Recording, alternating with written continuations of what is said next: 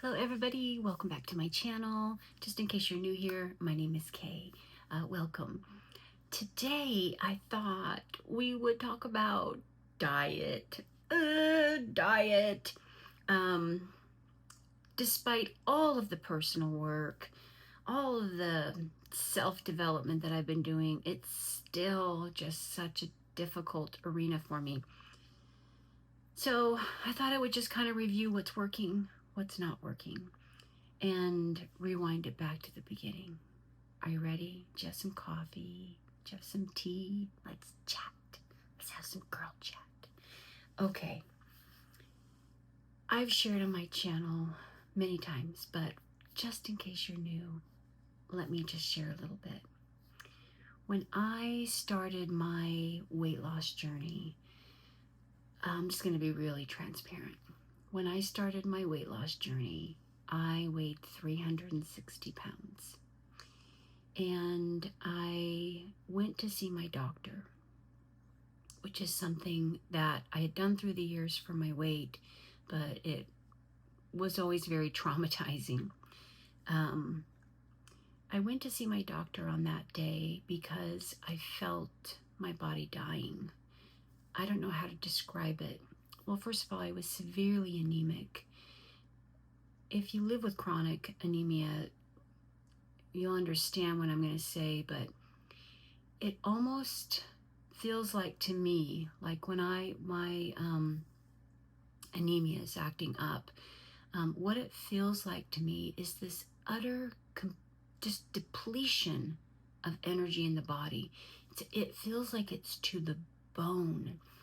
And I just had this morning where I parked my car. I was doing a long commute at that point, and I parked my car. It was very difficult for me to get out of my car, and walking into work, my body felt sluggish.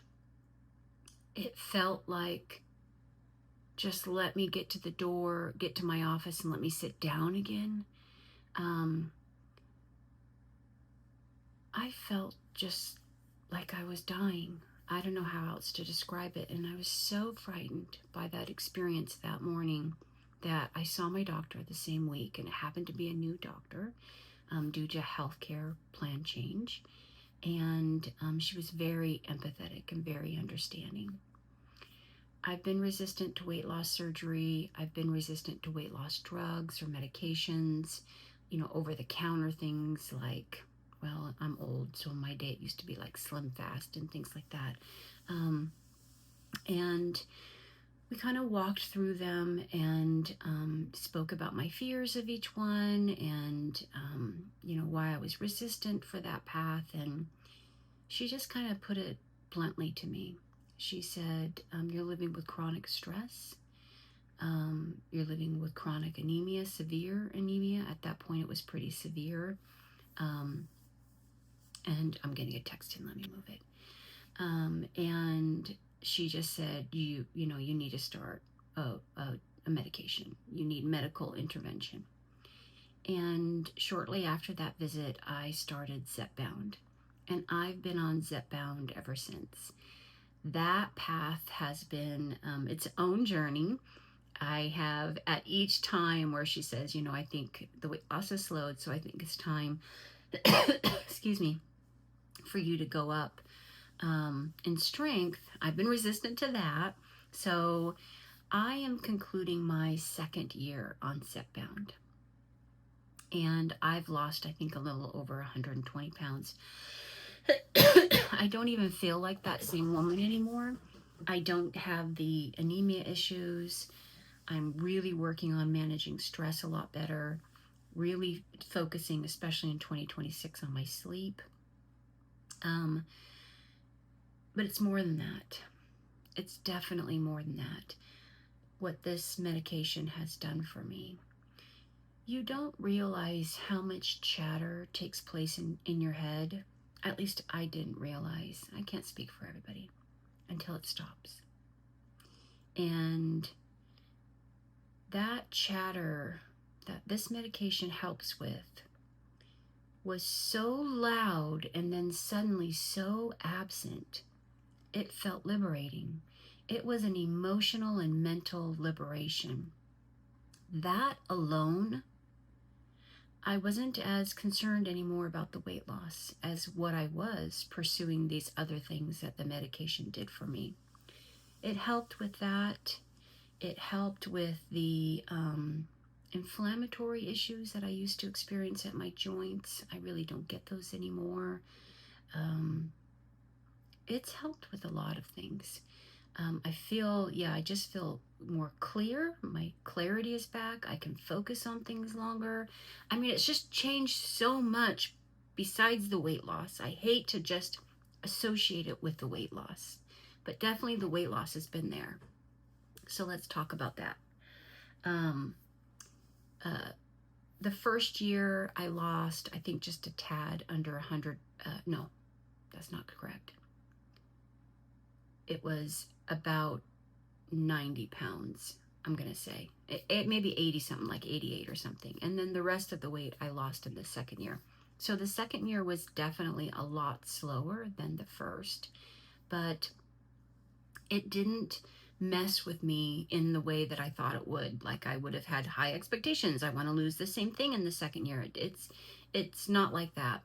I still do have scale anxiety, but that's just kind of baked into me now from just a lifetime of being overweight. Yeah. So what am I doing? Well, first of all, I'm going to pause this for a minute because that text keeps coming in. I'll be right back. Okay. What am I doing? Well, that's the part that still concerns me because I'm still not at a healthy place with food. My relationship to food has changed, and something for me, a side effect of this medication has been I seem to crave certain things, and that changes. Like, each time I do my injection, it seems like I'm craving something different, and I'm also, certain foods become very aversive, and it's changed every time. So sometimes I say, oh, I love a hard-boiled egg in the morning, and sometimes I say, oh gosh, that's going to make me vomit. Um, so it hasn't been consistent at all. But what I really still struggle with is eating in a way that nourishes my body. People are overweight for a lot of reasons, and I am aware that it's partially genetic for me. I'm aware of that. And what I feel for me, where it mostly came from, was just a very unhealthy relationship with food and food consumption and emotional eating and binge eating. And it just wasn't a healthy weight for me to be at, not because being overweight is necessarily, unhealthy, but because of why I was that way. That wasn't healthy. A lot of people don't have relationship issues with food, and they live in larger bodies, and that wasn't my case. I resided in a larger body and still do because of unhealthy behaviors, harmful behaviors, and they still exist. My husband still tells me I eat like a toddler because I want toddler food. I don't know how to describe it. Yeah, I like macaroni and cheese. I like chicken nuggets. Well, I really don't eat meat anymore, just to let everybody know I'm a pescatarian, and I have been for quite some time. Anyway, I just want all the fun foods.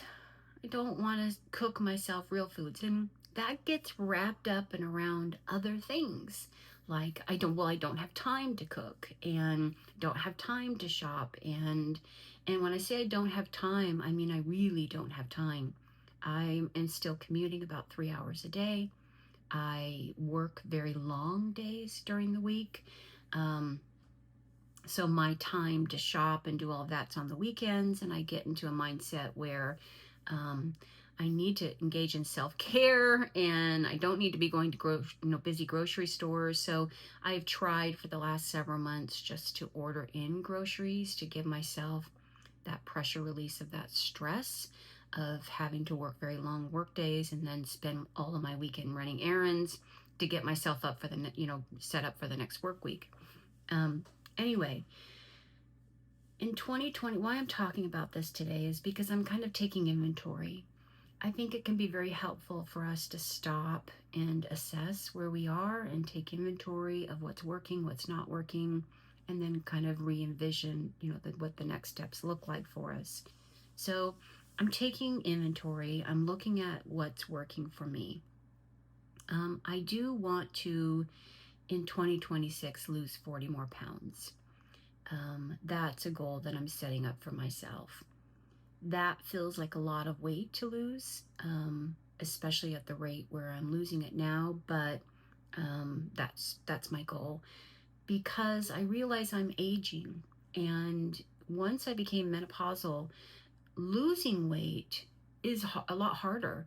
Um, it seems like my body doesn't want to do that, or maybe that's just a story I tell myself. I don't know. But it feels harder to lose the weight. It feels like what my body needs is a lot less than what it ever has needed. So, calories in, calories out. That I need to look at that. I probably should see a nutritionist, because I think my pescatarian diet causes me to freeze up a lot. I feel like there's not a lot of good protein sources, and I need to learn more about that. So these are all, in my 2026 goals. What I'm trying to monitor and avoid is I don't want to become overly vigilant. I don't want to become overly invested in this where it consumes me, because that has happened to me before, and it can take over my life, and then I do something to sabotage it and I just spiral. I don't want to do that. So I'm just trying to take slow steps towards health on this. I don't want to be 60 years old and be here. That's what I know. I don't want to be 60 years old and be here. I need to, as I age, give my body more peace. And part of that is reducing the load that it has to carry. Did I tell you my name is Kay? Did I tell you today we're going to talk about diet? Okay. So let's talk about what's working for me. What's working for me is I have just naturally, organically reduced my coffee intake. That's good. I have some right here. Each morning I have about 6. These are Morningstar veggie sausages. They have 9 grams of protein in them, and I have about 6. So I try to start my morning off with protein. Now that may be a myth. I don't know if it's accurate, but I've listened to a couple of podcasts on women's health, especially women in their 50s, and talking about the importance of protein. And I also had somebody once tell me a long time ago that it's just critical that women start their day with protein, and that's just stuck with me. It could be completely false for all I know, right? I'm not by any means an expert in this. Clearly, I'm not an expert in this. Anyway, I have these every morning. Not every morning. I have these on work mornings, and it works for me. The only thing that just kind of buzzes around like little gnat in my head is Morningstar a healthy product to be consuming? Because that's the other thing, is my diet's in constant contradiction of my ethical beliefs. And ethically, I don't like to eat processed food. I don't think it's good for our environment. I don't think it's good for our bodies. And I love it and I eat it. So, I have no defense other than I don't want to be that way. I am just that way, but I don't want to be that way. I need to work on it. So I'm starting my days with protein. I'm also doing a lot of reading about gut health and probiotics and things like that. So I also try to consume yogurt every day. Generally, my work days are so busy, having time for lunch is most days near impossible. And that just sets me up for a binge at night, but it's the reality of my work day. And I can be in meetings for 8 hours straight. Even using the restroom is difficult. So I am able to bring a couple yogurts and, squeeze in a couple of yogurts between meetings. I've started to bring walnuts, and we'll have some walnuts, and that about taps me out for my workday. In 2026, I want to change that. What happens with my calendar at work is it's open so people can schedule things on my calendar, and they do. And I think what I'm going to start to do in the new year is I'm just going to blank out lunchtime. I'm going to say busy. I'm busy. And I'm going to consume lunch. That's one of my goals for 2026. So, I eat a lot of the Morningstar sausage. I have some yogurt. I'll eat cottage cheese as well.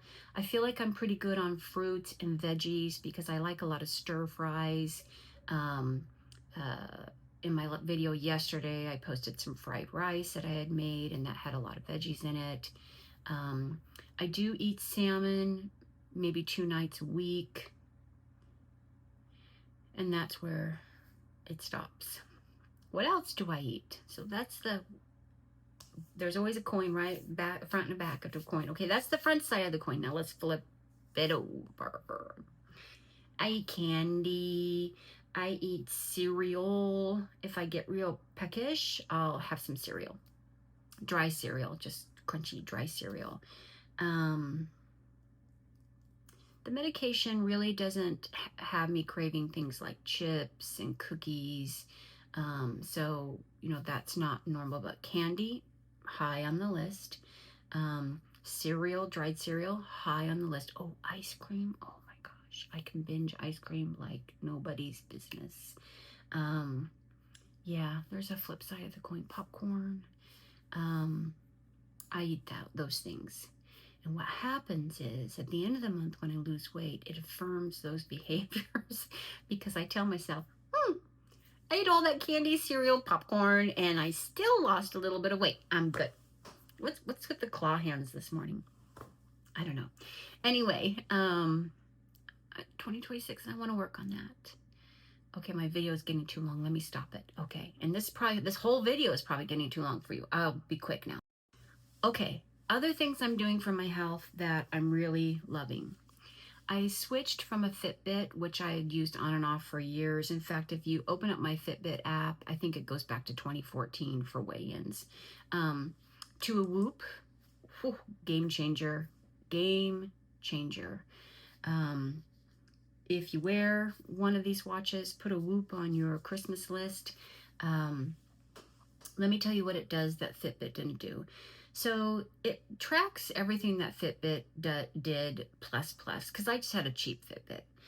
So I'm getting a lot more data input from the physiological state of my body throughout the day. And that's very helpful, including stress.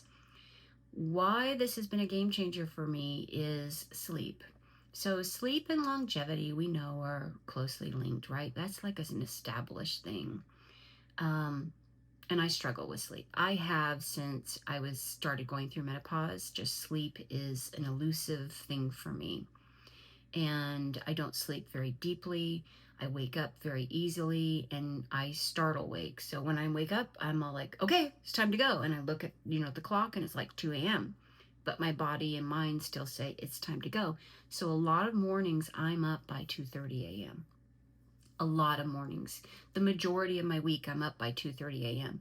My sleep in is 3:30. If I wake up at 3:30, I'm happy because that was an extra hour sleep for me that I wouldn't normally get. I get between 5 and 6 hours of sleep a night, and I've tried to do everything, and it just doesn't get better for me. So sleep has been the Whoop, the way it tracks it, and the way that the Whoop is also AI enabled. So you can engage with it and you can ask it to look at things and it will also look at things for you. But it's helped me a lot with sleep and the sleep profile and talking to me about the phases of sleep and what I'm not getting and what I am getting and how that's impacting me. And it also does, based on all of this, an age. Oh shoot, my phone is, I'm all like, where's my phone? Let me look up my age right now. I'm recording on it. It does an age profile. And because of my sleep right now is my number one risk factor for reduced lifespan. And because my sleep profile is so poor, right now, Whoop is telling me I am something like 68 years old. So this is what I've kind of packaged this into diet and health, is I'm looking at my sleep. And in my next video, I'll show you the 8 goals, my vision board for 2026. And you'll see sleep as number 1. Getting a handle on this. I've done a lot of research on sleep hygiene and, how to work with what I'm experiencing. And I bought a couple of products. I'll share those in a video too, just in case you're interested. And I'm going to start setting up a new routine with new behaviors and kind of commit to that for a couple of weeks to see if that improves what I'm experiencing. So my Whoop, and then over here you can see it, this thing, treadmill. So I purchased a treadmill that has handlebars on it, and let me tell you why. I put a video up on here that had been walking each morning at the park, enjoying it greatly because movement is another issue for me. And I fell, and I took a really hard fall. I didn't realize how injured I was from that fall because this is what the fall looked like. I fell. It was very challenging for me to get up. I had to crawl to a bench to help myself up. If that bench hadn't have been there, I would not have been able to get myself up. I had injured my knee and my hand. I could only use half of my body to get myself up, and I did not have the strength. I didn't have the muscle. It wasn't that the injury. I didn't have the muscle, the physical strength to lift myself up with one good leg and one good hand. That was a startling realization. I wasn't strong enough to get myself up. So I had crawled to a bench, and that enabled me to use my good hand and my good leg and not my hand. At that point I knew I had hurt it, so I was doing this with it. I had a bloody nose. I had scrapes on my eye. I had small pecks, just small cuts all over my face because what I had tripped on was a piece of the cement that was sticking up like this, but the concrete was all broken up into all kinds of rubble. And it was like a path of just rubble. And that's what I skidded out on. Anyway, I developed a fear of walking. And I don't know how to explain it, why, other than I developed a fear of walking. It was walking, but that was a very secondary thing to the fear. The actual fear was falling and not being able to get up. Falling and injuring myself. And it took me a couple of weeks where I realized I wasn't healing and was able to have my hand looked at to realize how injured I was. That was scary. I'm not prone to injuries besides for my pregnancies and deliveries. I've never been hospitalized. I've been very blessed in that arena. And I just realized how fragile and vulnerable my body was. So I bought a treadmill with handrails because I was still afraid of falling, and I wanted something that I could cling on to. I bought a treadmill because I was afraid to go back to the park to go walking. There were a couple of things before the fall that started to freak me out, to be honest. One morning there was a really creepy guy there, and it was just me and the creepy guy, and that kind of freaked me out. So it was more than just the fall, but I didn't want to return to the park. And So I didn't want to stop walking, so I bought the treadmill. Game changer. Best thing I ever bought. Best piece of health equipment I have ever bought in my entire life. I bought a low profile one for the office because this, I've told you all before, I don't know how it appears to you on camera, but this is a very small space I'm in. And there's barely room, and it's a small treadmill. It squeezes in, it's in the way of everything. I have to move it to get in my closet, I have to move it to get in my boxes, but I don't care. Because I am on that treadmill probably at least 4 times a week. And I started with 5 minutes, and now I'm up to 15 minutes, and I want to get up to a half an hour. So this treadmill, just a big game changer. I can't recommend it enough. It carries my weight well. Haven't had any issues. It was easy to put together, low profile. I'll put the link down in the description in case you're looking for one. I think as someone in a bigger body, having a smaller treadmill and knowing its engine can support your body weight, that's a big deal. So treadmill, the foods that I'm kind of trying to look at.